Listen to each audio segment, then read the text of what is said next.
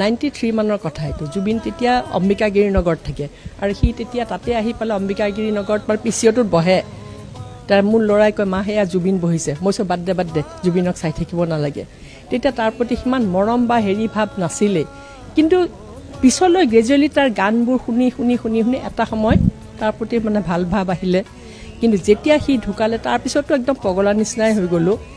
তেতিয়া ভাবিলোঁ এজন ইমান সুন্দৰ, ইমান সিদ্ধ পুৰুষ, এজন ভগৱান তুল্য পুৰুষক আমি চিনি নাপালোঁ। এতিয়া সেইটোৰ মানে এতিয়াও মই অনুতপ্ত তাৰ কাৰণে। আৰু সেইকাৰণে আজি চিনেমাখন চাব আহিলোঁ। কাৰণ ডাঙৰ স্ক্ৰীণত চালোঁ, সদায় মোবাইলতে দেখি থাকোঁ, ফুল স্ক্ৰীণত চাই পেলাই আৱেগিক হৈ গ'লোঁ। সঁচাকৈ খুব আৱেগিক হ'লোঁ।